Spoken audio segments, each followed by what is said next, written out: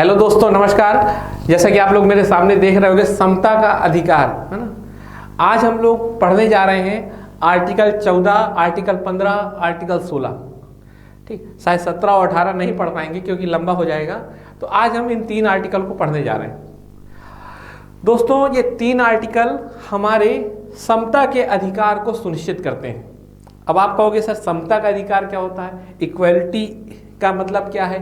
तो देखो बच्चों, इसको फिर उसी एक घर के उदाहरण से समझते हैं। मान लो एक घर है और घर में 5 बच्चे रहते हैं, और 5 बच्चों का महत्तम विकास कब होगा? जब हर बच्चे के साथ इक्वल ट्रीटमेंट किया जाएगा।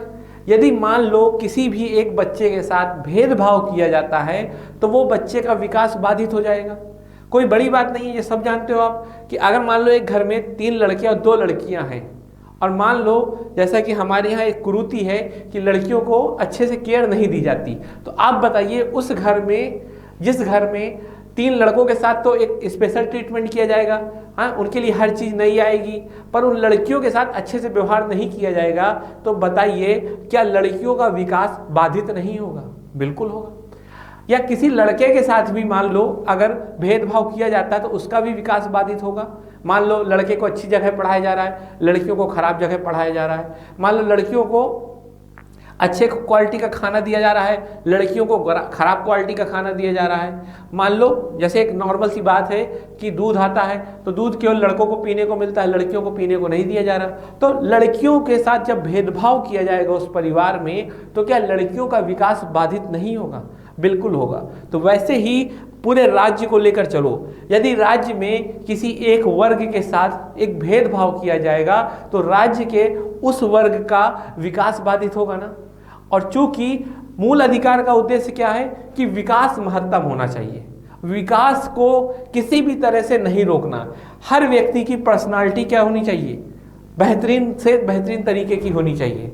ये कब होगी? जब उसको समानता का अधिकार मिलेगा।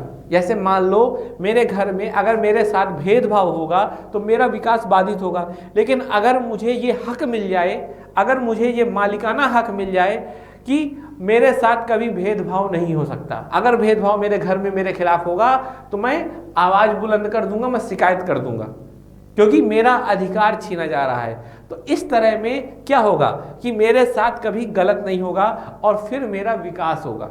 तो यही हमारे भारतीय संविधान में आर्टिकल 14 से लेके आर्टिकल 18 तक किया गया है। क्या किया गया है कि समानता की व्यवस्था की गई है ना। अर्थात एक ऐसा राज्य, एक ऐसा समाज बनाने की कोशिश की गई है यहाँ पर समानता स्थापित हो सके, जिसका उद्देश्य एक ऐसा समाज या एक ऐसा राज्य की स्थापना करना है जहां पर नागरिकों को ज़्यादा से ज़्यादा विकास के अवसर मिल सके। याद करिए, एक समय जब वर्ण व्यवस्था थी तो दलितों के साथ अत्याचार होता था, वो समाज समानता के मानकों पे खरा नहीं उतरता था। तो क्या उस समय आप बताइए कि दलितों का विकास हुआ होगा? नहीं हुआ होगा। आप देख रहे हैं आज तक उसका असर दिख रहा है। या महिलाओं के संदर्भ में आप देख लीजिए, या दास प्रथा के संदर्भ में देख लीजिए। आज तक आप यूएसए में देखिए कि दास प्रथा का प्रभाव आज तक दिखता है, वहां आज भी उसका कहीं ना कहीं नकारात्मक असर दिखता है। तो ये सब चीजें आपको समझनी होगी कि किसी राज्य को अगर अपने नागरिकों को समान रूप से विकास का अवसर उपलब्ध कराना है तो उनके लिए समानता सुनिश्चित करनी होगी। तो यही हमारे संविधान निर्माताओं ने किया। मूल अधिकार में सबसे पहले काम किस पे बात की? समानता की बात की। पहले एक ऐसे समाज के निर्माण की बात की जिसमें सब कोई इक्वल हो, किसी के साथ कोई भेदभाव नहीं होना चाहिए। हमारा भारत एक ऐसा भारत होगा यहाँ हर व्यक्ति को समानता का अधिकार मिलेगा, किसी के साथ भेदभाव नहीं किया जाएगा। और इसी के लिए हमने अपने मूल अधिकार में 14 से लेकर 18 तक यही सब बातें की हैं। इसीलिए इसको हम समता के अधिकार के अंतर्गत रखा है। 14 में कुछ अलग बात की गई है, 15 में कुछ अलग, 16 में कुछ अलग, उनको हम एक एक बात को समझेंगे। अभी हमने इस समता के अधिकार को एक पूरी तरीके से समझा कि समता का अधिकार होता क्या है। क्लियर? तो चलिए अब एक एक चीज देखते हैं। अब आर्टिकल 14 से हम शुरू करते हैं। ठीक, आर्टिकल 14 देखिए आर्टिकल 14 क्या है, अगर इसकी टेक्निकल की जो भाषा है, मतलब टेक्निकलिटी वाली जो भाषा है, देखिए एक बेयर एक्ट की बुक अपने पास सब कोई रख लीजिएगा। इसमें पूरे संविधान के आर्टिकल्स लिखे गए हैं, है ना। क्योंकि मैं आपको एक एक भाषा के साथ पढ़ाना चाह रहा हूँ, इसलिए मैं ये बुक आज ले आया, क्योंकि मैं चाहता हूँ कि आपके साथ पढ़ाई को लेकर किसी भी तरह का कोई मजाक ना हो, कोई शब्द भी, छोटा से छोटा शब्द भी मिस ना हो। तो देखिए इसमें आर्टिकल 14 में क्या लिखा है कि राज्य भारत के राज्य क्षेत्र के भीतर किसी व्यक्ति को विधि के समक्ष समता व विधियों के समान संरक्षण से वंचित नहीं करेगा। तो देखिए इसमें दो बात बोली है। क्या बोला है? आर्टिकल 14 ने दो बात बोली है। एक बात बोली है कि राज्य, है ना, किसी व्यक्ति को, एक एक शब्द को ध्यान दीजिएगा, किसी व्यक्ति को वंचित नहीं करेगा। अब मैं इसको बहुत सरल भाषा में समझाने की कोशिश कर रहा हूं। किससे वंचित नहीं करेगा? एक तो विधि के समक्ष समता से, विधि के समक्ष समता से, और दूसरा क्या बोला है इसने? विधियों का समान संरक्षण। अब इन बातों को आपको समझना है। अगर इन बातों को सब समझ गए तो आपको समझ में आ गया पूरा। ये याद रखिएगा, ये सबसे महत्वपूर्ण आर्टिकल है। आप कोई भी न्यूज़ सुनते होंगे, अगर मान लीजिए आर्टिकल 377 सुना होगा, उसको जब खत्म किया गया तो क्या कहा गया? आर्टिकल 14 का उल्लंघन होता है। अभी जो सिटीजन अमेंडमेंट एक्ट आया उसमें भी क्या कहा गया? आर्टिकल 14 का उल्लंघन होता है। जब 3 तलाक खत्म किया गया तो क्या कहा गया? आर्टिकल 14 का उल्लंघन होता है। आखिर इतना इंपॉर्टेंट ये आर्टिकल है तो इसको समझना भी तो होगा, और ऐसे समझना होगा कि इसको पूरी तरह से हम निचोड़ लेंगे, इसका कोई भी पॉइंट नहीं बचना चाहिए। सामान्यतः आप पढ़ते होंगे तो बस आप पढ़ते होंगे कि राज्य किसी व्यक्ति को विधियों के समान संरक्षण व विधियों के समक्ष समानता से वंचित नहीं करेगा। लेकिन आज हम इसको एक एक शब्द समझेंगे। सबसे पहले इसने क्या कहा? इसने कहा कि राज्य किसी व्यक्ति को वंचित नहीं करेगा इन दो बातों से, है ना। अब ये दो बातें क्या क्या हैं ये हम बाद में पढ़ेंगे। पहले तो ये समझ लो कि आर्टिकल 14 व्यक्ति के लिए है। इस बात को दिमाग में फिट कर लो कि आर्टिकल 14 व्यक्ति के लिए बोला गया है। एनी पर्सन, है ना, नागरिक शब्द यूज नहीं किया गया, व्यक्ति बोला गया है। अर्थात भारत में रहने वाले सभी नागरिक, गैर नागरिक, क्लियर, और जितने भी कंपनियां हैं, जितने भी निगम हैं, उन सब पे ये अप्लाई होता है। अब आप कहोगे सर ये कंपनी और निगम नहीं समझ में आ रहा। तो बच्चों, जब मैंने सिटीजन पार्ट को पढ़ाया था तब मैंने पहली क्लास में सब बता दिया था कि व्यक्ति के अंदर कौन कौन आता है ना। तो उस वीडियो को आपको देखना पड़ेगा, मैं यहाँ तो उसको डिफाइन नहीं कर सकता। ठीक, तो कहा कि राज्य किसी व्यक्ति को वंचित नहीं करेगा विधि के समक्ष समानता से और विधियों के समान संरक्षण से। तो याद रखिएगा, राज्य के ऊपर क्या लगा दी गई? लिमिट, है ना। राज्य को मना कर दिया कि तुम वंचित नहीं कर सकते किसी भी व्यक्ति को। व्यक्ति शब्द बहुत ध्यान दीजिएगा। तो अब ये बात आपको समझ में आ गया कि ये किसी व्यक्ति के लिए है। नागरिक और गैर नागरिक सब इसमें शामिल होंगे। अगर मान लो भारत में जैकलिन फर्नांडिस रहती हैं तो उनको भी इसका अधिकार मिलेगा। अगर भारत में मैं रह रहा हूं, मैं नागरिक हूं, तो मुझको भी इसका अधिकार मिलेगा। मान लीजिए डोनाल्ड ट्रंप घूमने आते हैं तो उसको भी इसके तहत अधिकार मिलेंगे। आर्टिकल 14 के तहत उसको भी ये मूल अधिकार प्राप्त होगा। बात समझ आ रही? रिलायंस कंपनी को भी ये मूल अधिकार प्राप्त होगा, टाटा को भी ये प्राप्त होगा, बीपीसीएल, एचसीएल, सभी कंपनियों को ये अधिकार प्राप्त होगा, क्योंकि वो भी पर्सन है, लीगल पर्सन है। ये मैंने आपको अच्छे से समझाया था ना। तो इस चीज को आप समझिए। तो इस तरह आपको इतनी चीजें समझनी। अब चलिए ये दो चीजें देखते हैं, आखिर वंचित किससे नहीं किया जाएगा। जैसे मान लो एक घर की बात हो तो घर में कहा कि घर अपने बच्चों को अच्छे खाने से और अच्छे पोषण से वंचित नहीं करेगा। तो मैंने क्या बताया? घर अपने सदस्यों को अच्छे खाने से, अच्छे पोषण से वंचित नहीं करेगा। तो ये तो चलिए घर की बात हो गई। लेकिन यहां पर क्या कहा जा रहा है कि विधि के समक्ष समता और विधियों का समान संरक्षण से वंचित नहीं करेगा। तो सवाल ये होता है कि भाई ये है क्या? तो इसमें देखिए ये दोनों ना बहुत व्यापक शब्द हैं। इसके एक एक शब्द को हम समझते हैं। तो पहला क्या है?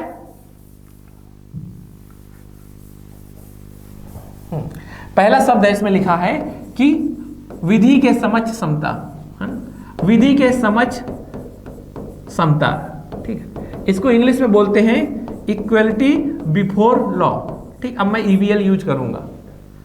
इसने कहा है कि राज्य कोई ऐसा काम नहीं करेगा जो किसी भी व्यक्ति को विधि के समक्ष समता से वंचित करे। इसका देखिए व्यवहारिक मतलब यही है कि राज्य कोई भी ऐसा काम नहीं करेगा जो भेदभावपूर्ण हो, अर्थात कोई भी ऐसा कानून नहीं होगा जो कानून किसी एक वर्ग को विशेष अधिकार देता हो तो किसी दूसरे वर्ग को वंचित करता हो। मेरी बात समझ में आ गई? जैसे मान लो एक कानून बन जाए कि जितने भी करोड़पति लोग हैं उनको एक विशेष व्यवस्था मिलेगी, जैसे उनको सबसे पहले कोरोना की वैक्सीन मिलेगी। तो ये कानून क्या है? ये कानून विधि के समक्ष समता को उल्लंघन करता है, क्योंकि विधि के समक्ष सब कोई एक होंगे, अर्थात विधि जो बनेगी उसके सामने ना कोई करोड़पति होगा, ना कोई भिखारी होगा, ना कोई हिंदू होगा, ना कोई मुस्लिम होगा, ना कोई महिला होगी, ना कोई पुरुष होगा। कानून जो भी बनेगा उसके लिए सब कोई एक जैसे होंगे। विधि के समक्ष समता का ये मतलब है। जैसे मान लो एक कानून बन गया कि कोई भी हत्या करेगा, अगर वो पकड़ा गया और उसके अपराध सिद्ध हो गए तो उसको फांसी मिलेगी, है ना? यही होता है आईपीसी की 302 यही है ना। या अगर किसी ने कोई जुर्म किया जिससे किसी की हत्या हो गई तो उसको फांसी मिलेगी, ये बात है। तो ये बताइए कि अगर मान लो ये काम अंबानी करता है, किसी की हत्या कर देता है तो उसको भी फांसी होगी। अगर ये काम मान लीजिए मैं कर देता हूं तो मुझको भी फांसी होगी। ये काम अगर आप कर देते हो तो आपको भी फांसी होगी। तो कहने का क्या मतलब है? विधि के समक्ष समता, अर्थात कानून के लिए ये आईपीसी की जो धारा है ना 302, इसके समक्ष सब कोई एक जैसे हैं, इसके समक्ष सब कोई एक जैसे हैं। ये किसी भी तरह का भेदभाव नहीं करेगा। कोई भी जो भी कानून बनेगा उस कानून के लिए भारत के सभी व्यक्ति एक जैसे लोग होंगे, भेदभाव नहीं किया जा सकता। अब उदाहरण समझिए, उदाहरण समझिएगा, आपको चीजें समझ में आ जाएंगी। जैसे कहा गया कि मंदिर में प्रवेश को लेके था, है ना? जैसे मान लो सबरीमाला मंदिर में प्रवेश को लेके घटना थी कि महिलाओं को प्रवेश नहीं मिल रहा, पुरुषों को मिल रहा है। तो भाई ये क्या बात हुई? कानून सबके लिए एक होगा। अगर कानून ने कहा है कि मंदिर में प्रवेश करना अलाउ है, मंदिर में प्रवेश करने की अनुमति है सबको, तो फिर महिला व पुरुष के आधार पर भेदभाव नहीं किया जा सकता। विधि के संबंध सामने सब कोई एक है, चाहे वो महिला हो, चाहे वो पुरुष हो, चाहे वो हिंदू हो, चाहे मुस्लिम हो, चाहे सिख हो, चाहे ईसाई हो, चाहे अमेरिकन हो, चाहे इंडियन हो। बात समझ में आ रही? किसी भी पहचान से प्रभावित नहीं होगा, चाहे वो बच्चा हो, चाहे बुजुर्ग हो। अभी समझिएगा इस कानून का, इस शब्द का मतलब। तो विधि के समक्ष समता से समझ में आ गया क्या? यह समझना है कि राज्य कोई भी वर्ग को विशेष अधिकार नहीं देगा या किसी वर्ग के साथ कानून के आधार पर भेदभाव नहीं करेगा। सभी के लिए एक से कानून होंगे।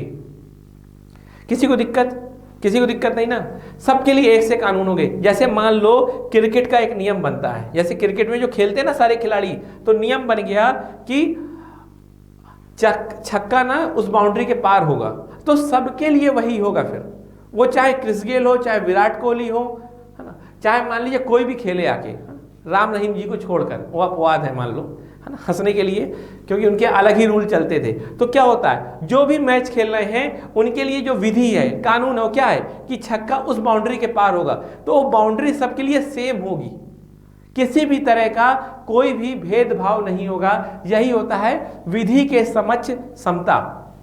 अब ये स्टेटमेंट केवल इतना साधारण नहीं है कि बस इतना समझ लेना, है ना। अभी मैंने क्या बताया, इक्वलिटी बिफोर लॉ, है ना। तो इसका क्या मतलब है? इसका मतलब है कि कानून का शासन होगा, कानून का शासन होगा,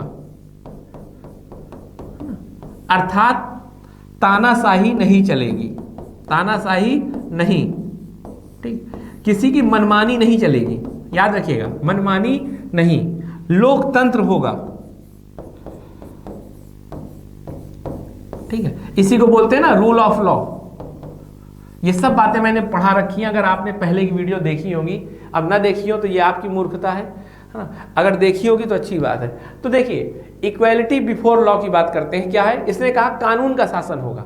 मतलब अगर कानून बन गया कि चोरी करने पे 3 साल की सजा, तो फिर ये सबके लिए होगा।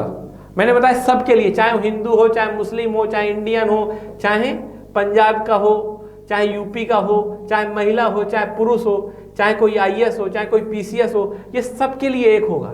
किसी भी तरह का कोई भेदभाव नहीं होगा। तो ये कौन शासन कर रहा है? ये कानून का शासन है।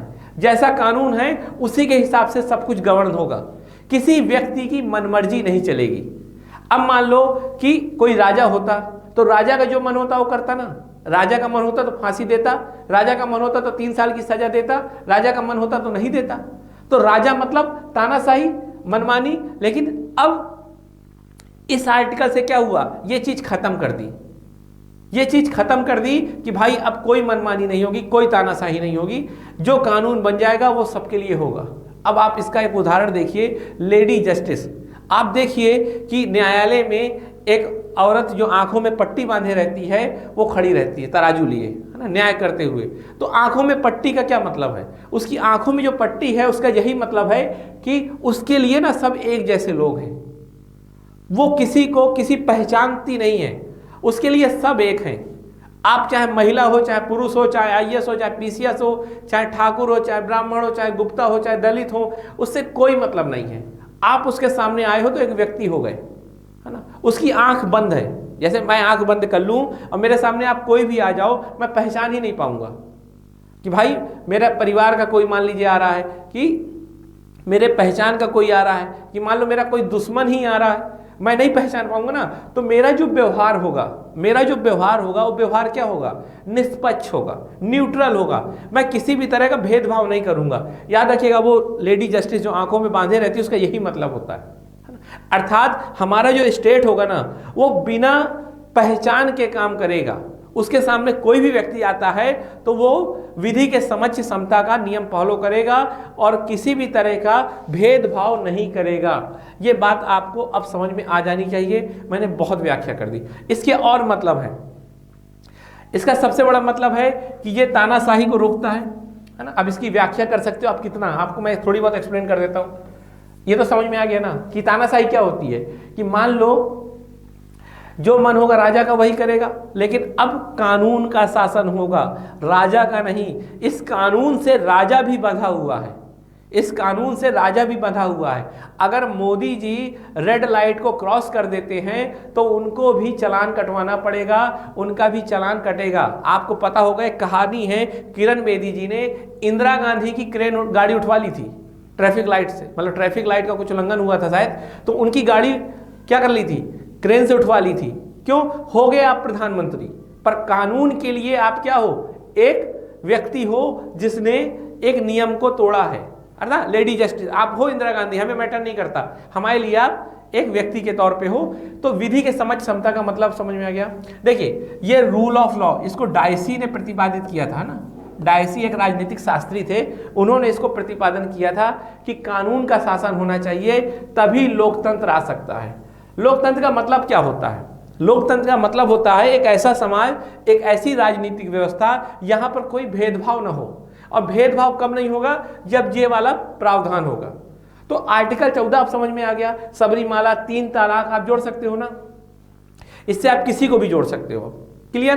किसी को कोई दिक्कत मुझे उम्मीद है कि नहीं होगी। अब मैं कहूंगा कि इसके और इम्पैक्ट बताओ, इसके क्या क्या और प्रभाव होते हैं। तो आप कहोगे कि ये राज्य को लिमिटेड करता है, साथ में ये नकारात्मक है ना। कैसे है? ये नकारात्मक है। मैं कहूंगा नकारात्मक क्या होता है बताओ जरा। तो आप कहोगे कि ये राज्य को मना कर रहा है, ये राज्य को मना कर रहा है। क्या मना कर रहा है? भेदभाव करने से, भेदभाव करने से, है ना। तो इस कानून का जो नेचर है, इसका जो नेचर है, याद रखिएगा, ये तो हमने यूके से लिया था, याद रखिएगा इस बात को। पहले इक्वेलिटी बिफोर लॉ जो हमने फिनोमिना लिया, जो हमने ये बेसिक सिद्धांत लिया, ये सिद्धांत यूके से लिया।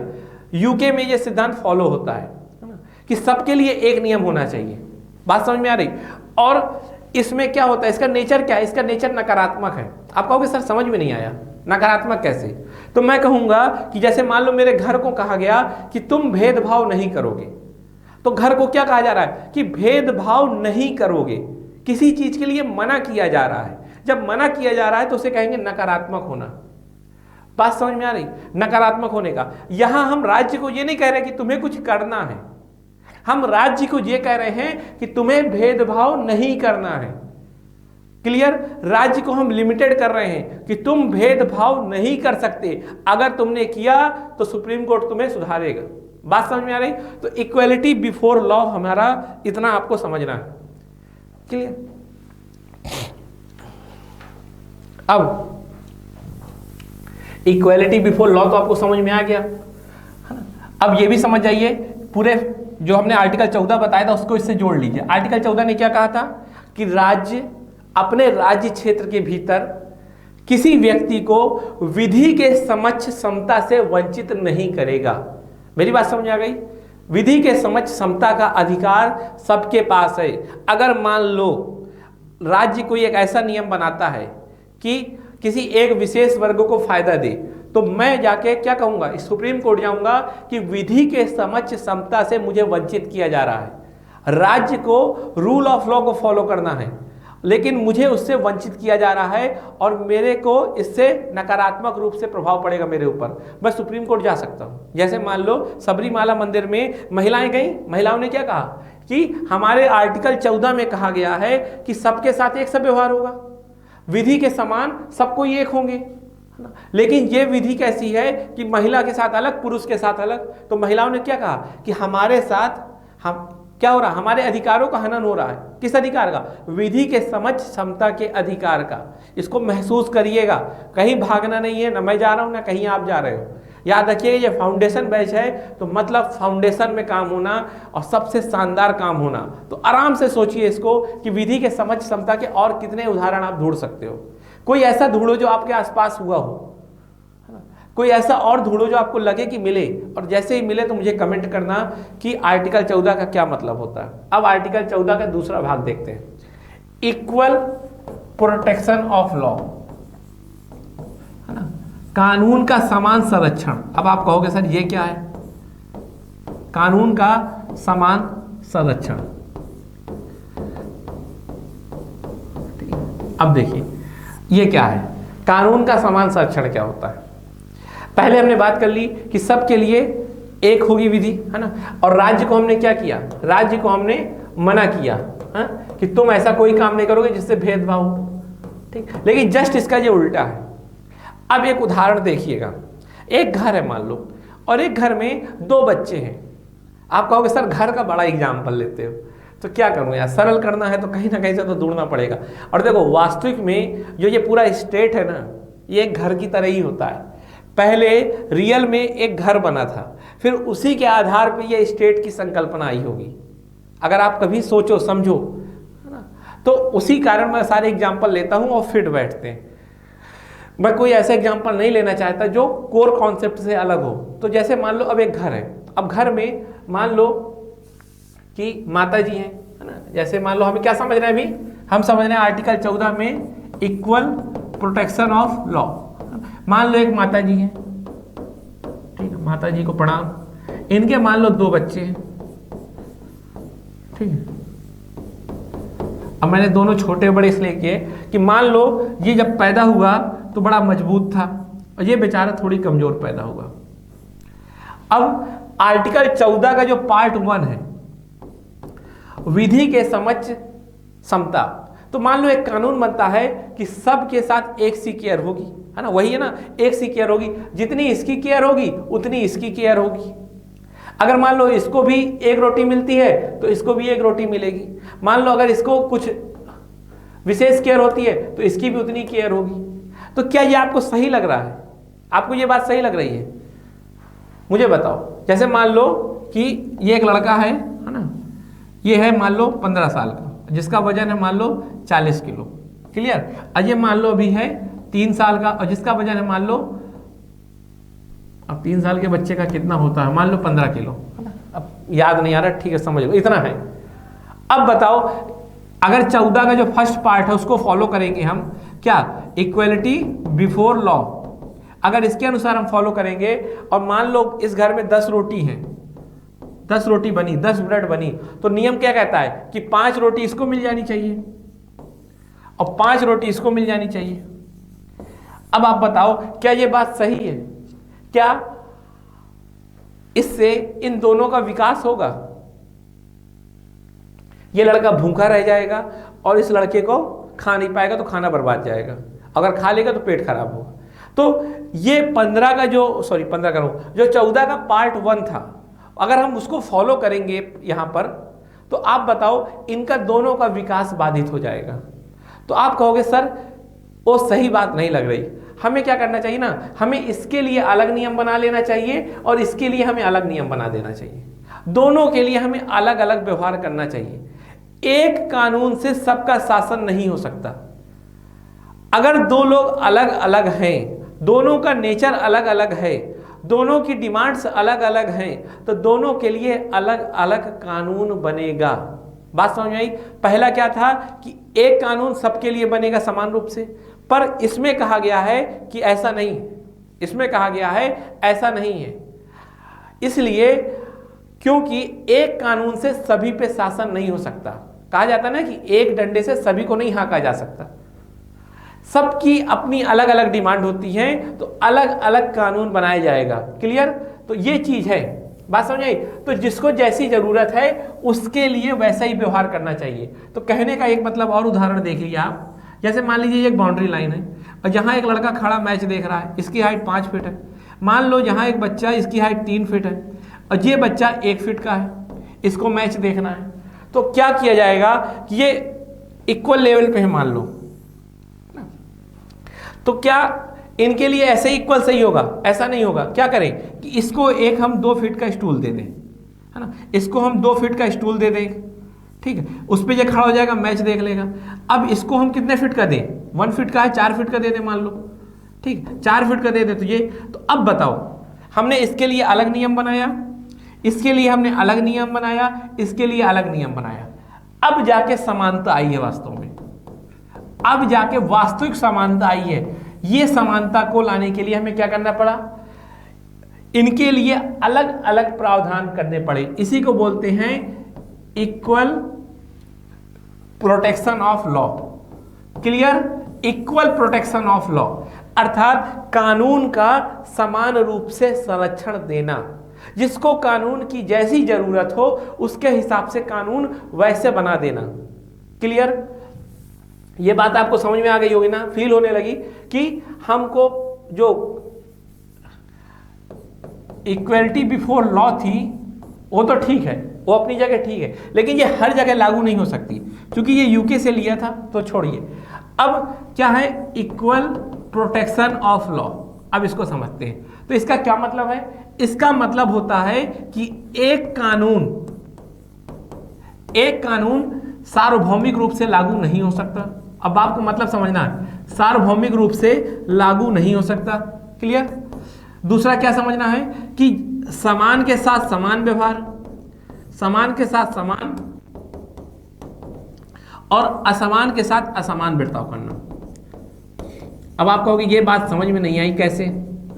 तो देखो, समान के साथ समान और असमान के साथ असमान बर्ताव करने का क्या मतलब है कि मान लो कि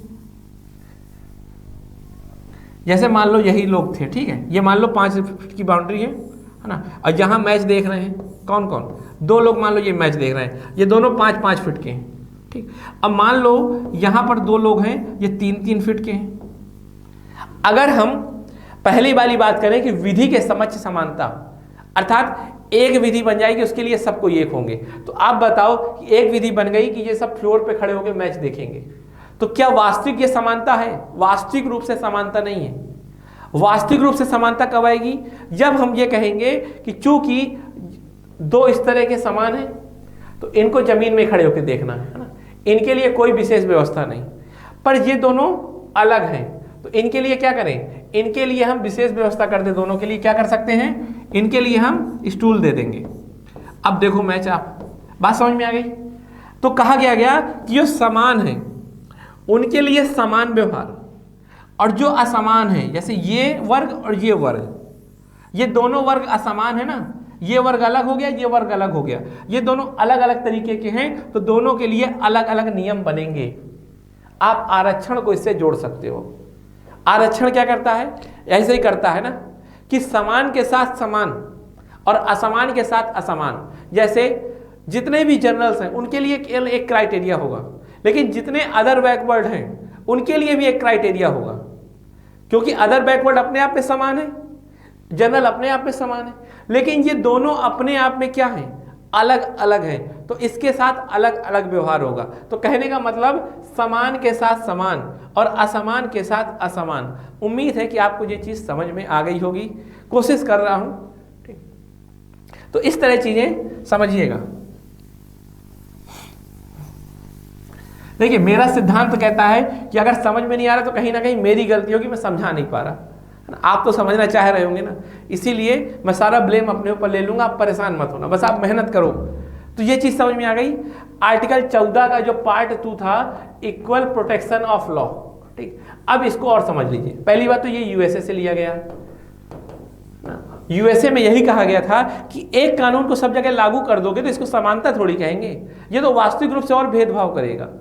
अब मान लो कि एक मैच चल रहा है, अब मैच में क्रिकेटर खेल रहे हैं ना, अब मान लो कि एक यहां से जो खेल रहा है उसके हाथ में नहीं है, एक हाथ का आदमी है केवल, है ना, या मान लो एक हाथ में उसके पोलियो है और दूसरा मान लो एक क्रिस गेल खड़ा है। अब दोनों के लिए अगर समान रूप से 6 रख देंगे तो ये बताइए इसको कहेंगे समानता है क्या? ये वास्तविक में समानता नहीं है। मैंने रोटी का एग्जांपल दिया, मैंने ये एग्जांपल दिया, जबकि वास्तविक समानता क्या होगी? अगर जो पोलियो वाला होगा उसके लिए कहेंगे कि पास वाली बाउंड्री है, उसके लिए अलग नियम होगा, है ना, और जो क्रिस गेल होगा उसके लिए ये वाली बाउंड्री होगी। ये वास्तविक रूप से समानता होगी ना? आप खुद बताओ, मैं कोई नई बात नहीं कह रहा। आप अगर खुद एक समझदार इंसान होगे तो क्या एक से नियम बना दोगे क्या इनके लिए? नहीं ना, क्योंकि एक से नियम अगर बना दोगे तो जो वर्ग कमजोर है उसका तो कभी विकास ही नहीं होगा। बात समझ में आ रही? जैसे मान लो एक रेस है, ये ना, ये मान लो 100 मीटर की रेस है। अब इसमें 2 लोग दौड़ रहे हैं, एक ऐसा है जिसका पूरा स्वस्थ है, दूसरा ऐसा है जिसके पैर में पोलियो है। तो आप बताओ कि हमेशा कौन जीतेगा? जहां हमेशा जो सही है वही जीतेगा। जब वही जीतेगा तो ये तो बेचारा निराश हो जाएगा, कमजोर हो जाएगा और मनोबल इसका गिर जाएगा। तो इसके साथ गलत हुआ ना। हमें इसके लिए क्या करना चाहिए? या तो इसके लिए कानून का समान संरक्षण करें। मान लो इसको कोई छोटी सी व्हीकल दे दे कि तुम व्हीकल से भागो, या मान लो इसके लिए हमने बाउंड्री लाइन ही छोटी कर दी। बात समझ में आ रही? तो इस तरह इक्वल प्रोटेक्शन लॉ है। अब इसके और उदाहरण देखते हैं। जैसे मान लो डोमेस्टिक वायलेंस एक्ट है। डोमेस्टिक वायलेंस एक्ट क्या होता है कि आपने महिला के साथ गलत किया, मानसिक, शारीरिक या भाषाई रूप से भी उसके साथ हिंसा की, तो आपको जेल हो जाएगी। लेकिन मान लो अगर कोई महिला पुरुष के साथ ऐसा करती है, पुरुष को बल भर कूट ले, लेकिन पुरुष अगर थाने जाएगा तो उसके ऊपर डोमेस्टिक वायलेंस एक्ट का चार्ज नहीं लगेगा। मालूम चला कि एक घर है, अब घर में मान लो एक मेल है एक फीमेल है ना। अगर मेल फीमेल को हाथ भी उठा देता है या आंख भी दिखा देते हैं जिसे, या गाली गलौज कर दे, तो अगर ये महिला थाने जाती है तो डोमेस्टिक वायलेंस एक्ट है, एक बहुत सख्त प्रावधान है, तुरंत पुलिस आएगी, इसको पकड़ के ले जाएगी और इसकी सुटाई चालू। बात समझ आ रही? लेकिन अगर मान लो कभी ये महिला पुरुष को मार दे और पुरुष फिर जाए थाने में, और पुरुष जब FIR करेगा ना तो उसके लिए अलग कानून है, वो बहुत डाइल्यूट है ना। और उसमें क्या होगा? उसमें आराम से कार्रवाई होगी। तो पुरुष कहेगा कि यार ये क्या बात हुई, महिलाओं के लिए इतने अच्छे कानून, हमारे लिए इतने कमजोर कानून, ये क्या बात हुई? 14 का जो आर्टिकल पार्ट 1 है जो कहता है विधि के समक्ष समता, उसमें तो ये कहीं ठहर नहीं रहा। 2 वर्गों के लिए अलग अलग कानून कैसे? तो फिर उसको तुरंत सिखाया जाएगा कि बेटा 14 का पार्ट 2 भी देखो, जिसमें क्या कहा जाता है कि समान के लिए समान, अर्थात पुरुषों के लिए एक से कानून रहेंगे, पर पुरुष व महिलाओं के लिए अलग अलग कानून हो सकते हैं, क्योंकि पुरुष व महिलाएं अलग अलग नेचर की होती हैं। बात समझ में आ रही?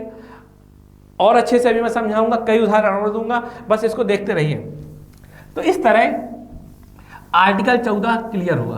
अब आर्टिकल 14 में समस्या ये आती है कि भाई हम ये भेदभाव करेंगे तो करेंगे किस आधार पे? भेदभाव करेंगे तो करेंगे किस आधार पे? मान लो राज्य ने एक नियम निकाला, है ना, एक कानून बनाया राज्य ने राज्य ने कानून बनाया कि जो लोग गोरे हैं वो अगर रेड लाइट क्रॉस कर जाएंगे तो उनको कोई चार्ज नहीं लगेगा, लेकिन जो लोग सांवले हैं अगर वो रेड लाइट क्रॉस कर जाएंगे तो उनको 5,000 रुपये फाइन लग जाएगा। अब आप कहोगे सर ये सही तो है, 14 के पार्ट 2 के तहत सही है, क्योंकि समान के साथ समान हो रहा है, अर्थात जो गोरे हैं उनके साथ समान व्यवहार हो रहा है और जो सांवले हैं उनके साथ भी समान व्यवहार हो रहा है, पर चूंकि ये दोनों अलग अलग हैं तो अलग अलग व्यवहार हो रहा है। दिक्कत क्या है? आर्टिकल 14 का पार्ट 2 तो यही कहता है ना कि विधि के समान संरक्षण होना चाहिए, हम भेदभावपूर्ण काम कर सकते हैं। तो आप बताओ ये सही है, ये सही है कि नहीं है? संविधान निर्माता ने क्या ऐसा सोचा होगा कि ये सब करना था उन्हें, ये सब करना था? बताइए, ये तो गलत है ना। मान लो फिर कह दिया जाएगा कि हिंदू के लिए अलग नियम, मुस्लिम के लिए अलग नियम। तो सुप्रीम कोर्ट ने इसमें कहा कि भाई ये जो भेदभाव तुम करोगे ना, इस भेदभाव को तार्किक होना चाहिए। अब आप कहोगे तार्किक क्या है ना? उसने कहा कि जो आप भेदभाव कर रहे हो, जो आप भेदभाव कर रहे हो वो भेदभाव क्या होना चाहिए? रीजनेबल, है ना, अर्थात तर्क के आधार पे होना चाहिए, प्राकृतिक न्याय के अनुरूप होना चाहिए, और ऐसा भेदभाव होना चाहिए जिसका परिणाम हमारी संविधान की प्रस्तावना के अनुरूप हो, संविधान की प्रस्तावना के अनुरूप हो। संविधान की प्रस्तावना के अनुरूप होगा अगर उसका परिणाम, तो वो सही है, तो हम उस भेदभाव को मानेंगे, है ना। अब देखिए, अब इसको समझिए, मैं कई उदाहरण से आपको समझा दूंगा तो चीजें समझ में आ जाएंगी। जैसे मान लो एक कानून बनाया कि रात के 10 बजे के बाद कोई भी महिला चाहे तो फोन करके व्हीकल मंगा सकती है, सरकार उसके लिए व्हीकल का इंतजाम करेगी। मान लो सरकार ने ऐसा कानून बना दिया कि अगर रात के 10 बजे के बाद किसी महिला को ऐसा लगता है कहीं घूमना जाना चाहती है या कहीं जरूरी काम से जाना चाहती है तो वो फोन करे 100 नंबर पे, तो उसके पास एक गाड़ी आ जाएगी। पर पुरुष नहीं, केवल महिला के लिए यह सुविधा है। तो आप कहोगे सर ये तो गलत है, तो गलत नहीं है। क्यों गलत नहीं है? क्योंकि ये तर्क के आधार पे सही है। तर्क क्या है? तर्क ये है कि महिलाएं जो फीमेल हैं वो सुरक्षित नहीं है, उनके साथ अपराध होने का डर ज्यादा होता है, वो कई मामलों में सामाजिक रूप से कमजोर होती हैं, इस कारण उनको विशेष सुविधा की जरूरत है। बात समझ में आई? उनको विशेष सुविधा की जरूरत है। पुरुष तो खुद दैत्य होते हैं, उनको क्या सुविधा दी जाए? बात समझ में आई? अब जैसे मान लो इसी में हो जाए कि कोई विकलांग है, अगर दिव्यांग है, वो कहेगा कि उसके लिए कानून बन जाए कि वो चाहे तो फोन करके गाड़ी मंगा सकता है। तो अब दूसरे लोग कहें कि हमें भी इस तरह की सुविधा चाहिए, तो क्या तर्क दिया जाएगा कि वो शारीरिक रूप से उतना सक्षम नहीं है जितने आप लोग हैं, इसलिए दिव्यांग एक अलग वर्ग हो गया, समान एक अलग वर्ग हो गया। तो दिव्यांग और समान के लिए अलग अलग व्यवस्था की जा सकती है। इसके पीछे तर्क क्या दिया कि उसके ऊपर क्षमता कम है, ये तर्क। और ये वास्तविक रूप से क्या कर रहा है? समानता बढ़ा रहा है, संविधान के उद्देश्यों को प्राप्त करने की कोशिश कर रहा है। जैसे एक बार एक कानून बना दिया कि एक राज्य में, है ना, एक राज्य में क्या किया, नियम बना दिया। जैसे मान लो एक राज्य है, ये रियल का उदाहरण है। अब मान लो राज्य को 2 भागों में बांट दिया और कहा कि जहां पर जितने भी व्हीकल्स हैं, है ना, पब्लिक व्हीकल्स, उनके लिए अलग सुविधा होगी और इनके लिए अलग सुविधा होगी। मतलब यहाँ पर पब्लिक व्हीकल चलेंगे, यहाँ पर सरकार अपने व्हीकल चलाएगी परिवहन के लिए, और यहाँ पर केवल प्राइवेट चलाएगी। तो कई लोग कह सकते हैं कि ये तो विभेदकारी है, 2 भागों में क्यों बांटा, अलग अलग कानून क्यों बनाया? तो इसके पीछे तर्क ये दिया कि दोनों की भौगोलिक स्थिति अलग अलग है। यहाँ पर मान लीजिए ज़्यादा पहाड़ है ना, ऊंच नीच ज़्यादा है, बहुत ज़्यादा यहाँ पर खराब स्थिति है, इसीलिए प्राइवेट सेक्टर यहाँ पर काम ही नहीं करना चाह रहा। अच्छा, प्राइवेट सेक्टर जहाँ काम नहीं करना चाह रहा, वो अपनी बसें नहीं जहाँ चलाना चाह रहा, पर राज्य का तो ये दायित्व तो है ना कि लोगों को जहाँ परिवहन की सुविधा दे, तो राज्य को यहाँ अलग सुविधा करनी पड़ी। और चूंकि ये समतल एरिया है तो यहाँ पर प्राइवेट व्हीकल चल रहे हैं, तो इसके लिए अलग व्यवस्था है। तो ये तर्क के आधार पे ये तर्क के आधार पे हुआ है, ये तर्क सही है। जैसे मान लो कि बाल मजदूरी के लिए एक्ट है ना, बाल मजदूरी के लिए प्रावधान है, तो ये भी तर्क के आधार पे है ना कि वो बच्चे हैं, उनकी एक विशेष परिस्थिति है, अलग है, तो उसके लिए अलग व्यवस्था की जा सकती है। जैसे मान लो अब कोरोना के लिए आ जाए रूल, है ना, कि जो कोरोना वैक्सीन है वो गरीबों के लिए सस्ते में मिलेगी और अमीरों को महंगे में मिलेगी, तो ये लॉजिकल है, तर्क है। जैसे मैटरनिटी लीव, है ना, अब महिला को माता बनने के संदर्भ में रुपए मिलते हैं, अलग से सुविधाएं मिलती हैं, छुट्टियां मिलती हैं। अब पुरुष का है कि हमें भी उतनी छुट्टियां चाहिए, तो ये गलत है। क्यों? क्योंकि प्राकृतिक रूप से महिलाओं की स्थिति अलग होती है, प्राकृतिक रूप से महिलाओं की स्थिति अलग होती है, इसे कहेंगे प्राकृतिक तर्क, नेचुरल लॉजिक। जब महिलाओं की स्थिति अलग है तो उनके लिए अलग पूरा सिस्टम होना चाहिए। तो बात समझ में आई? ये आर्टिकल 14 हमारा हुआ, अभी कम हुआ, अभी बचा है। अब सवाल ये है कि क्या इसका कोई अपवाद नहीं है? तो अपवाद है। जैसे देखिए आर्टिकल 361, आर्टिकल 361 क्या है? ये राष्ट्रपति जी को और राज्यपाल को के लिए विशेष अधिकार देता है ना, विशेष अधिकार देता है। ठीक, अब आर्टिकल 105 आप देख लो, ये सांसदों को अलग विशेष अधिकार देता है। ठीक, मतलब क्या है कि जैसे 361 के तहत राष्ट्रपति को, राज्यपाल को विशेष अधिकार है कि मान लो ये किसी का मर्डर भी कर देते हैं तो इनको जेल नहीं भेजा जाएगा, इनके ऊपर कोई कार्रवाई नहीं होगी अगर ये मान लो उस समय राष्ट्रपति और राज्यपाल के पद में हैं। यदि मान लीजिए कोई सिविल क्राइम करते हैं, सिविल मतलब सिविल अपराध करते हैं, तो इनको 2 महीने की वार्निंग के साथ इनके ऊपर काम होगा, जबकि सामान्य आदमी को तुरंत जेल में डाल दिया जाएगा, है ना। अगर मान लो मैं किसी की हत्या करूं तो मुझे तुरंत जेल में डाल दिया जाएगा, पर राष्ट्रपति और राज्यपाल के ऊपर कार्रवाई ही नहीं की जाएगी। इसी तरह यहां भी है, जैसे राजदूत, है ना, जितने भी एम्बेसी या राजदूत होते हैं, अगर मान लो कोई अपराध कर देते हैं तो उनको उन्मुक्ति मिलती है, उनके साथ विशेष रूप से ट्रीटमेंट होता है। तो आप एक सवाल उठाओगे कि भाई ऐसा क्यों? आपने कहा कि 14 के पार्ट 1 में विधि के समक्ष समानता होगी, चाहे राष्ट्रपति हो, चाहे राज्यपाल हो, चाहे सामान्य नागरिक हो, उनके लिए एक सा व्यवहार होगा, लेकिन यहां तो ऐसा नहीं हो रहा। तो देखिए कुछ अपवाद होने चाहिए। उस अपवाद के पीछे की कहानी क्या है ना, कि अधिकार कभी भी एब्सोल्यूट नहीं होते। बात समझ में आई? उनके कुशल संचालन के लिए हमें कुछ ना कुछ अपवाद करने होंगे, क्योंकि राष्ट्रपति और राज्यपाल की एक विशेष परिस्थिति होती है, उस विशेष परिस्थिति के कारण यह अपवाद किया गया है। अब राष्ट्रपति मान लो कोई मर्डर कर दे, जब तक वो अपने पद में रहेगा तब तक तो ठीक है, लेकिन जैसे ही पद से खत्म तुरंत उस पर कार्रवाई शुरू होगी, है ना। केवल उस विशेष पद के लिए, एक विशेष व्यवस्था के लिए ये सब किया गया है।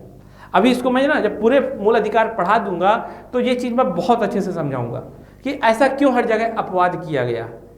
बात समझे? अब जैसे राजदूत को लेकर है तो ये पूरे विश्व में एक व्यवस्था बनी है, एक ना एक कन्वेंशन हुआ, ऑस्ट्रिया कन्वेंशन, उसके तहत सब लोगों के जितने भी राजदूत होते हैं उनको विशेष रूप से उन्मुक्ति मिलती है। अब जैसे मान लो कि भारत में कोई पाकिस्तान का राजदूत है, अब भारत का राजदूत पाकिस्तान में है, तो भाई जब तक उसे सुरक्षा नहीं होगी तब तक वो जाएगा ही नहीं।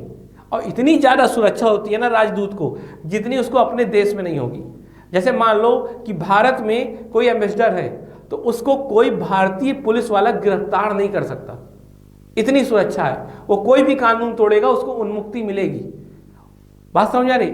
इतना उसको, नहीं तो बाद में वो रहेगा ही नहीं ना, डर के मारे, तो कभी संबंध ही नहीं बनेंगे देशों के बीच में अच्छे। इसलिए ये विशेष रूप से कहा जाता है। ऐसे ही आर्टिकल 105 है, सांसदों को जो विशेष अधिकार दिए गए हैं वो किस कारण दिए गए हैं? क्या सांसदों को मनमानी करने के लिए दिए गए हैं क्या? क्या राष्ट्रपति को जो विशेष अधिकार दिए गए हैं वो मनमानी करने के लिए दिए गए हैं क्या? तानाशाही करने के लिए दिए गए हैं क्या? नहीं ना, एक व्यवस्था के लिए दिए गए। उस व्यवस्था के लिए ये भेदभाव करना जरूरी है। बात समझ में आई? तो चलिए इतनी चीजें हो गई। आर्टिकल 14 हमें समझ में आ गया। अब आर्टिकल 15 चलते हैं। देखिए आर्टिकल 15 क्या कहा गया है? आर्टिकल 15 में भी समानता के लिए बात की गई है, पर 14 से ये अलग है। अलग किस मामले में है? देखिए आर्टिकल 14 में तो सामान्य रूप से बात की है, सामान्य रूप से बात की है ना, सामान्य रूप से पूरे राज्य के लिए बात की है। लेकिन आर्टिकल 15 में क्या कहा गया है? आर्टिकल 15 में 6 क्राइटेरिया बताए गए। एक धर्म, दूसरा मूल वंश, अब ये याद रखिएगा, ठीक है। तीसरा नागरिक, नागरिक कह रहा हूं, तीसरा जाति, चौथा लिंग और पांचवा जन्म स्थान।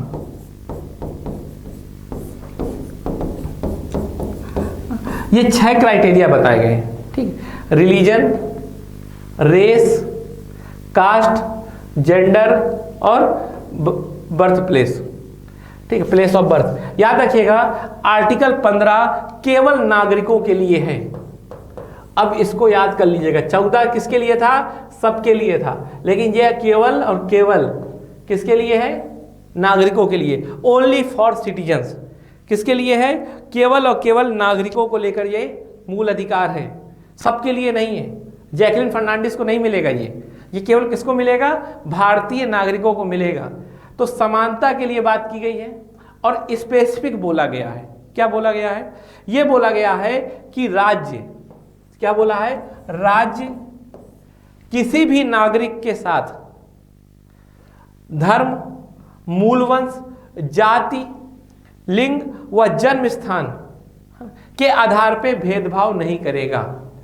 याद रखिएगा यहां एक शब्द और जोड़ा है, बहुत इंपॉर्टेंट शब्द है, केवल।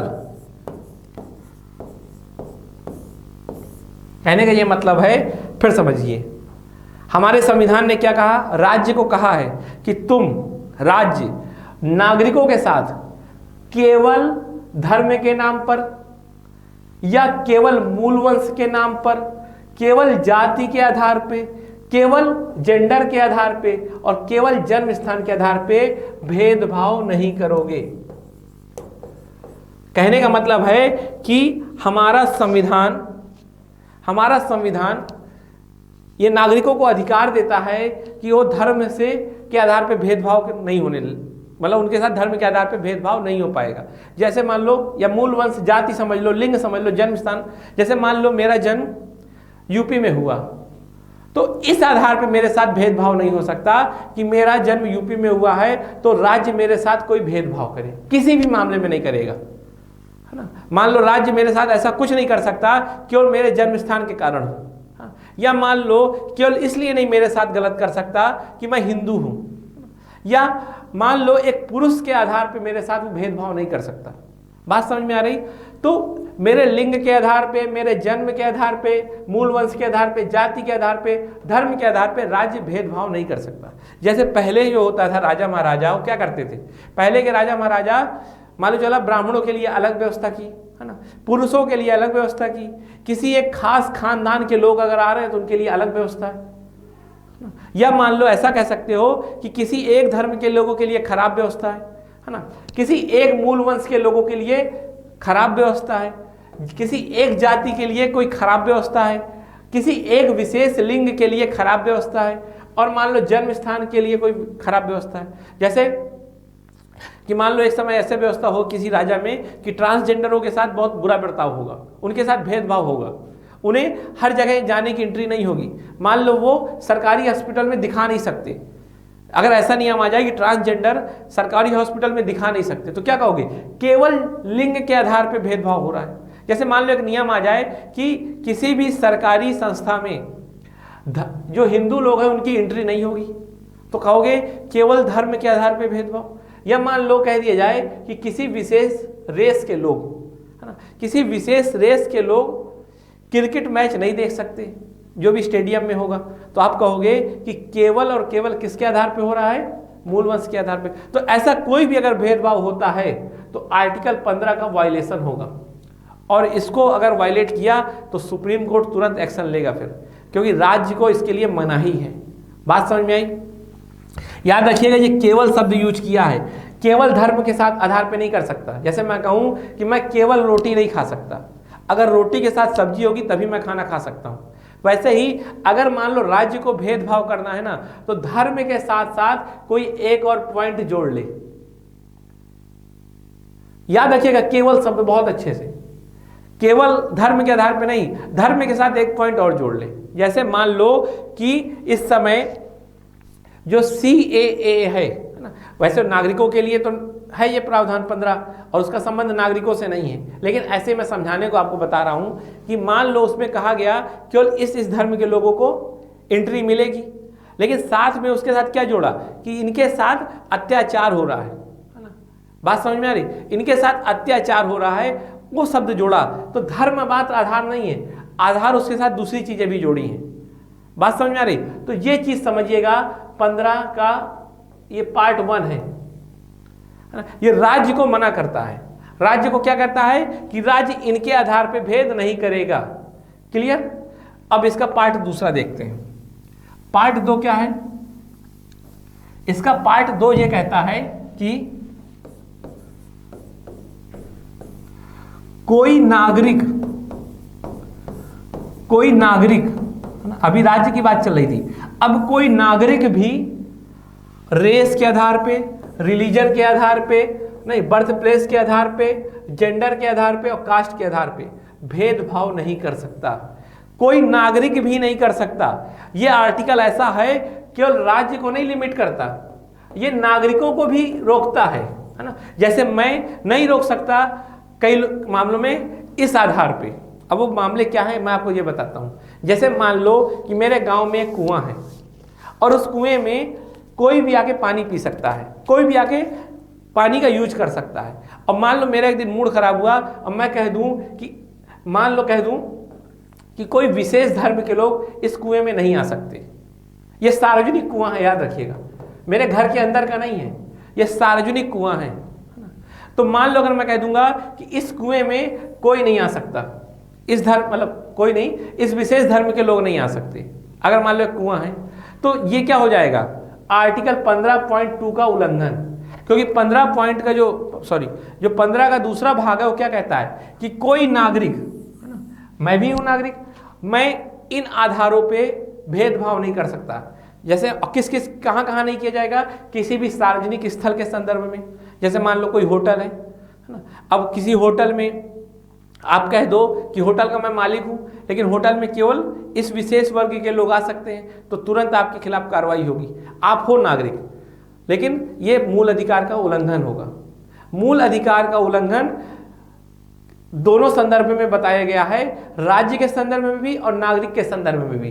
अर्थात इसने राज्य को भी लिमिट दी है, राज्य की भी सीमा निश्चित की है और नागरिक की भी सीमा को सुनिश्चित किया है। ये 15 आर्टिकल की खासियत है, ये दोनों को कंट्रोल करता है। सामान्यतः जो फंडामेंटल राइट होते हैं वो किसके, राज्य के खिलाफ होते हैं, लेकिन ये फंडामेंटल राइट नागरिकों के खिलाफ भी बताया गया है। किसी को कोई समस्या? अब कैसे कैसे देखो कहा गया है, अब पढ़ लेना आप थोड़ी बहुत, है ना, हर चीज मैं थोड़ी बता दूंगा। अब आप एक बार उस बेयर एक्ट को देखना, उसमें क्या बताया है, उसमें यही बताया है कि मान लो अगर कोई सार्वजनिक स्थल हो, जैसे बस स्टैंड, ठीक है, रेलवे स्टेशन, वहां पर आप भेदभाव नहीं कर सकते किसी की एंट्री को लेके। या मान लो आंशिक रूप से राज्य द्वारा पोषित हो, जैसे मान लो राज्य आंशिक रूप से भी किसी कुएं का रख रखाव करता हो, किसी नदी के घाट को बनवाता हो, तो वहां भी न तो राज्य भेदभाव कर पाएगा और न नागरिक भेदभाव कर पाएगा। किस आधार पे? 6 आधार पे, याद रखिएगा, race, religion, gender, caste, birth place और मूल वंश।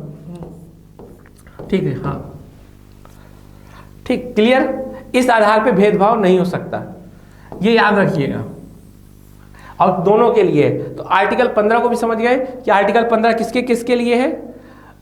15(1) राज्य को रोकता है, 15(2) नागरिकों को रोकता है इन आधार पे भेदभाव करने से। और आगे चलते हैं, आर्टिकल 15(3) को देखते हैं।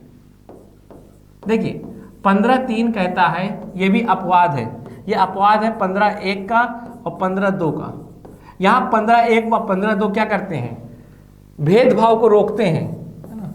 वहीं 15(3) क्या कहता है कि महिला, है ना, वह बच्चे के लिए राज्य विशेष प्रावधान कर सकता है। महिला व बच्चों के लिए राज्य विशेष प्रावधान कर सकता है। क्लियर?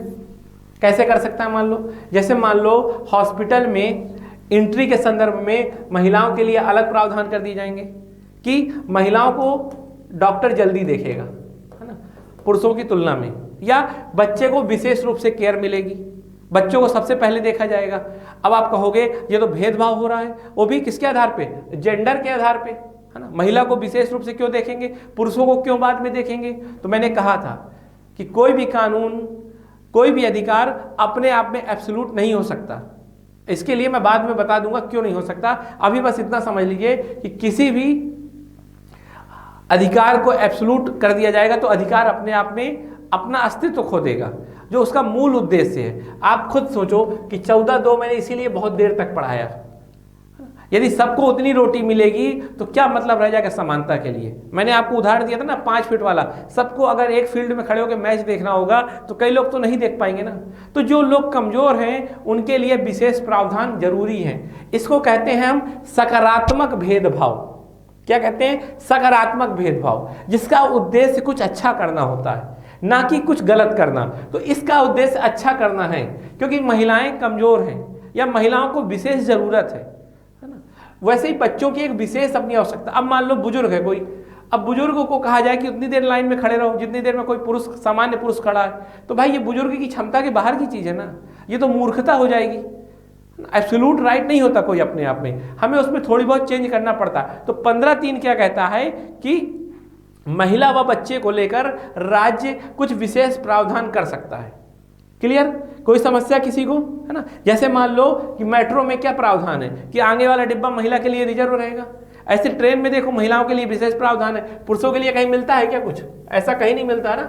हर जगह महिला के लिए सीट रिजर्व है। और आप कह सकते हो क्या कि 15 में तो कहा गया था कि जेंडर के आधार पर डिस्क्रिमिनेशन कहीं नहीं करेगा स्टेट, पर देखो मेट्रो में तो डिस्क्रिमिनेट कर रहा है। तो तुरंत मेट्रो वाला बता देगा कि भैया आर्टिकल 15(3) भी देख लो, कम पढ़ के आए हो आप, है ना। अगर पूरा पढ़ते तो समझ में आ जाता कि 15(3) में महिलाओं के लिए विशेष प्रावधान कहा गया है। अब चलते हैं बच्चों 15(4). सबसे पहले तो मैं बता दूं आपको, ये मूल संविधान में नहीं था, इसको प्रथम संविधान संशोधन के द्वारा जोड़ा गया। और इसमें क्या कहा गया है, इसमें कहा गया है प्रथम संविधान संशोधन करके कि राज्य को नहीं रोका जाएगा अगर राज्य सामाजिक व शैक्षणिक रूप से पिछड़े वर्ग के लिए कुछ विशेष प्रावधान करता है। बस याद रखिए इतना, इसको पढ़िएगा आप भी अपने हिसाब से। मैं भी इसका क्रक्स बता दे रहा हूं। हुआ क्या था कि जब हमारा संविधान बन गया, संविधान जब बन गया तो डीपीएसपी थे, है ना, जिसमें राज्य को कहा गया था कि आपको ऐसे ऐसे काम करना है। तो राज्य को यह भी कहा गया था कि जो समाज के कमजोर वर्ग के लोग हैं उनकी विशेष केयर करनी है, कहा गया था। अब जब संविधान बन गया, लागू हो गया, तो कई स्टेट के लोगों ने सोचा कि जो हमारे समाज में दबा हुआ वर्ग था उस वर्ग को विशेष सुविधाएं दी जाएं। जैसे यूनिवर्सिटी में एडमिशन करने के लिए उसको सीटें रिजर्व कर दी जाएं। जो वर्तमान में आरक्षण व्यवस्था है यही है ना, तो सोचा कि रिजर्वेशन कर दिया जाए शिक्षा संस्थानों में। उस समय क्या हुआ, जैसे ही रिजर्वेशन किया लोग सुप्रीम कोर्ट पहुंच गए। क्या कहा कि आपके संविधान ने तो हमें कहा है ना कि जाति के आधार पर भेदभाव नहीं होगा, लेकिन देखो हमारा स्टेट जाति के आधार पर रिजर्वेशन दे रहा है। तो फिर भाई जवाहरलाल नेहरू जी को लगा कि लगता है गलती हो गई, क्योंकि हमारा उद्देश्य तो ये था ना कि जो कमजोर है उसके लिए विशेष प्रावधान करें। अब इसको समझना हो अगर, तो आप मेरा आरक्षण वाला वीडियो पूरा देखिएगा, उसमें आपको चीजें बहुत अच्छे से समझ में आएंगी। तो ये क्या हुआ, विशेष प्रावधान करना पड़ा इनके लिए। तो भाई सुप्रीम कोर्ट ने पहले तो कहा कि देखो संविधान में ऐसा नहीं लिखा, संविधान में लिखा है कि जाति के आधार पर भेदभाव नहीं होगा, तो भाई कोई भी स्टेट रिजर्वेशन नहीं दे सकता। क्लियर, तो रिजर्वेशन को उसको गैर मान्य बना दिया। लेकिन फिर जवाहरलाल नेहरू जी को लगा कि भाई हमारा उद्देश्य अच्छा है, ये जो सुप्रीम कोर्ट के जज है ना, ये हमारी आत्मा को नहीं समझ पा रहे हैं, यह हमारे संविधान की आत्मा को नहीं समझ पा रहे कि ये संविधान हम ही लोगों ने लिखा था और उसका उद्देश्य क्या था, समानता लाना। पर कहीं ना कहीं 15(1) है जो वो समानता तो रोक रहा है, जो दबा हुआ वर्ग है उसको तो आगे नहीं आने दे रहा। बात समझ आ रही? तो क्या किया गया, 15(4) जोड़ दिया गया। 15(4) में क्या किया गया कि राज्य विशेष प्रावधान कर सकता है सामाजिक व शैक्षणिक रूप से पिछड़े हुए लोगों के लिए। इसमें SC और OBC ST शामिल हैं। क्लियर, अब 15 करके 5 और जोड़ दिया गया, है ना। ये तो था सरकारी शिक्षण संस्थानों के लिए। सरकारी शिक्षण संस्थानों के लिए, पर निजी शिक्षण संस्थानों के लिए 93वां संविधान संशोधन किया गया 2005 में, और उसके तहत 15(5) जोड़ दिया गया। और 15(5) जोड़ के ये कहा गया कि निजी शिक्षण संस्थानों में भी आरक्षण किया जा सकता है। क्लियर? तो इतना आपको पढ़ के आना है, रिवाइज करना है। तो आज हमने 14 और 15 को समझा। कोई सवाल हो कमेंट करके पूछ लीजिएगा, और अगर अच्छा लगा हो तो बता दीजिएगा। क्लियर? धन्यवाद, नमस्ते।